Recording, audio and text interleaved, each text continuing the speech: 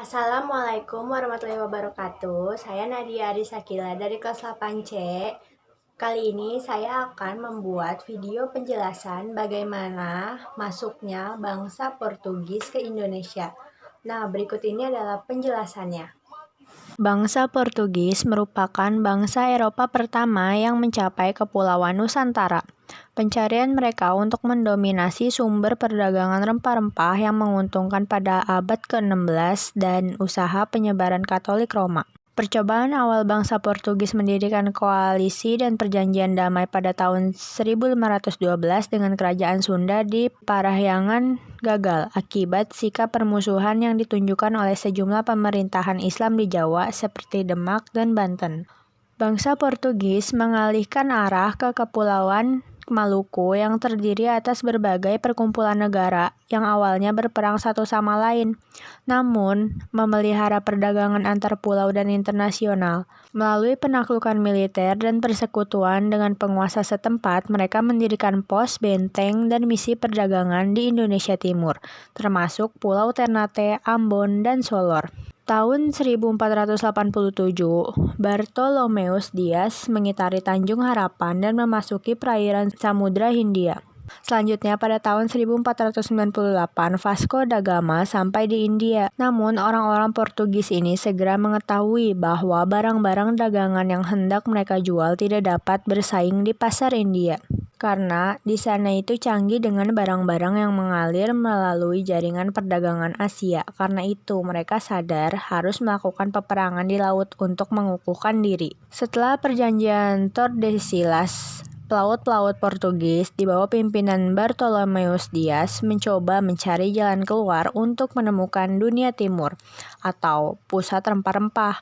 Namun pelayarannya hanya sampai di ujung Afrika Selatan. Hal ini disebabkan oleh besarnya gelombang ombak Samudra Hindia, sehingga kapal-kapal yang dibawa Bartolomeus Dias tidak berhasil melewatinya. Oleh Bartolomeus Dias, tanjung ini dinamakan Tanjung Pengharapan atau KPOG Good Hope atau Tanjung Harapan sekarang.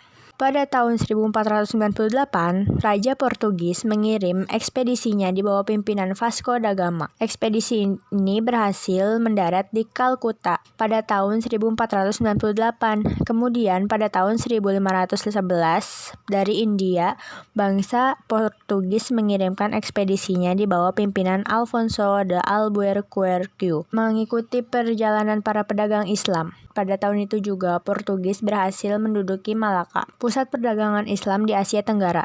Kemudian Portugis tiba di Ternate atau Maluku pada tahun 1512. Awalnya masyarakat Maluku itu menyambut mereka dengan baik dan saling berebut menanamkan pengaruh kepada Portugis agar Portugis dapat membeli rempah-rempah dan membantu masyarakat Maluku menghadapi para musuh. Kedatangan bangsa Portugis diterima baik oleh Sultan Ternate karena Portugis dianggap sebagai pembeli rempah-rempah dengan harga tinggi dan Portugis dimintai bantuan untuk bersama-sama menyerang Tidore. Portugis mau menyetujui permintaan itu. Pada saat itu, Kesultanan Ternate di Maluku diperintahkan oleh Kaicil Darus meminta bantuan Portugis untuk mendirikan sebuah benteng agar terhindar dari serangan daerah lain. Tahun 1522, Portugis mengabulkan permintaan Sultan Ternate dengan mendirikan Benteng Saint John. Benteng tersebut harus dibayar mahal dengan perjanjian monopoli perdagangan rempah-rempah. Perjanjian tersebut ternyata menimbulkan kesengsaraan rakyat karena tidak boleh menjual rempah-rempah dengan harga bebas karena harganya sudah ditetapkan oleh Portugis dengan harga murah. Akibatnya terjadi permusuhan antara Ternate dengan Portugis. Sebab-sebab perlawanan rakyat Ternate terhadap Portugis karena Portugis melakukan monopoli perdagangan rempah-rempah di Ternate sehingga merugikan rakyat setempat. Kemudian Portugis memaksa Sultan Ternate mengakui kekuasaannya di Ternate dan Portugis membunuh Sultan Hairun sebagai Raja Ternate. Lalu bangsa Spanyol pun tiba di Maluku. Timbullah pertentangan antara bangsa Portugis dan juga Spanyol. Pertikaian tersebut sejalan dengan adanya pertentangan Sultan Ternate dan Tidore. Untuk menyelesaikan pertikaian kedua bangsa kulit putih itu, Paus turun tangan. Pada tahun 1529 dilakukan perjanjian Saragossa atau Zaragoza Ada beberapa tokoh-tokoh Portugis, diantaranya adalah Bartolomeus Dias, kemudian Raja John, lalu ada Vasco da Gama, Alfonso de Albuquerque, lalu dipimpin oleh Diego Lopes de Sequeira, dan Alfonso de Albuquerque. Tujuan Portugis datang ke Indonesia. Tujuan pelayaran Portugis ke Indonesia dikenal dengan 3G, yaitu Gold, Glory, dan Gospel. Gold berarti emas. Tujuan pertama yakni mendapatkan keuntungan yang besar atau dilambangkan dengan emas. Keuntungan tersebut diambil dari perdagangan rempah-rempah dengan mengambil rempah-rempah dengan harga murah di Maluku, kemudian dijual dengan harga yang tinggi di Eropa. Kemudian Glory berarti kejayaan. Kejayaan di sini diartikan sebagai perluasan wilayah yang dilakukan oleh para pelaut Eropa. Dan yang terakhir Gospel berarti penyebaran agama. Portugis merupakan negara dengan agama Nasrani yang kuat. Maka dari itu, misi pelayaran Portugis ke daerah-daerah singgahan juga disertai misi penyebaran agama. Hal ini terlihat di daerah Maluku yang pada saat itu dipengaruhi agama Nasrani. Kebijakan Kerajaan Portugis di Indonesia. Portugis menjajah Indonesia dari tahun 1512 Masehi hingga 1641 Masehi. Beberapa kebijakan diterapkan di Indonesia, terutama di daerah Maluku. Kebijakan tersebut diantaranya: pertama, menanamkan kekuasaan di Maluku. Kedua, menyebarkan agama Katolik. Ketiga, mengembangkan bahasa dan musik keroncong. Keempat, memonopoli perdagangan. Kebijakan yang dilakukan Portugis ini dapat merugikan petani, terutama adanya sistem monopoli perdagangan, karena Portugislah yang mematok harga dari rempah-rempah tersebut. Petani juga tidak bisa leluasa menjual rempah-rempahnya ke pihak lain selain Portugis. Dengan adanya sistem monopoli ini, membuat Portugis mendapat keuntungan yang sangat besar. Berikut ini adalah beberapa dampak-dampak dari adanya kebijakan-kebijakan yang diberlakukan oleh Portugis. Yang pertama, terganggunya sistem perdagangan. Kedua, agama Katolik mulai menyebar di daerah yang diduduki Portugis. Ketiga, rakyat menjadi miskin dan menderita. Keempat, munculnya rasa persatuan untuk melawan Portugis di Maluku. Kelima, bahasa Portugis bercampur dan memperkaya perbendaharaan kata serta mempengaruhi nama-nama keluarga di daerah Maluku.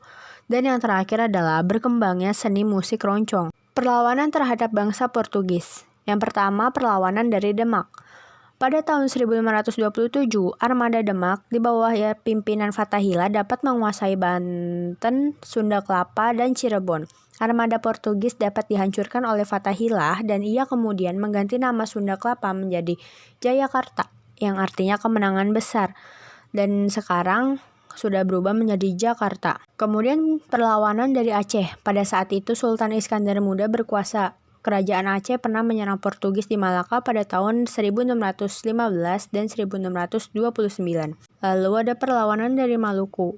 Pada tahun 1570, rakyat Ternate di bawah pimpinan Sultan Hairun melakukan perlawanan.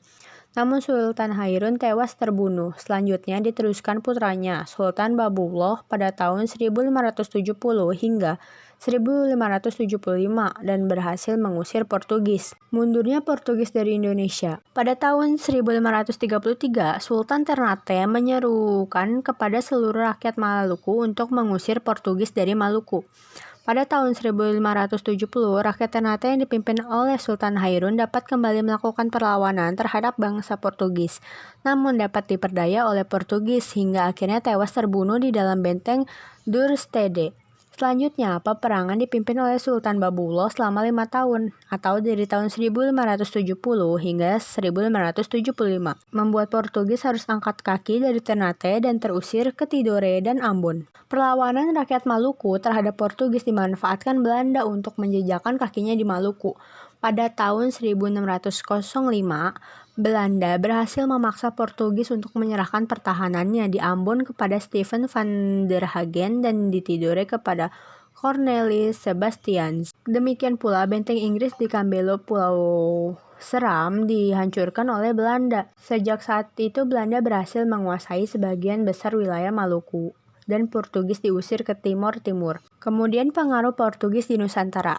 Portugis sebagai bangsa yang menjajah Indonesia memiliki pengaruh tersendiri bagi bangsa Indonesia. Di antaranya yaitu berkembangnya agama Kristen terutama di daerah Maluku, Berkembangnya aliran musik keroncong, peninggalan berupa benteng-benteng Portugis, adanya nama-nama Indonesia yang menggunakan nama Portugis, dan peninggalan berupa meriam. Selama berada di Maluku, bangsa Portugis mempengaruhi kebudayaan mereka dengan adanya balada keroncong romantis dan beradal dari iringan gitar. Selain itu, kosakata bahasa Indonesia juga mendapat pengaruh dari Portugis seperti kata pesta, sabun, bendera, meja, dan lain-lain. Pengaruh bahasa Portugis ini seakan menjadi pelengkap bahasa Melayu sebagai lingua franca di Nusantara. Bahkan, di daerah Ambon banyak nama-nama yang berbau Portugis seperti Da Costa, Mendoza, Da Silva, dan lain-lain. Nah, itu tadi adalah penjelasan bagaimana masuknya bangsa Portugis ke Indonesia. Kurang lebihnya mohon maaf. Wassalamualaikum warahmatullahi wabarakatuh. Terima kasih.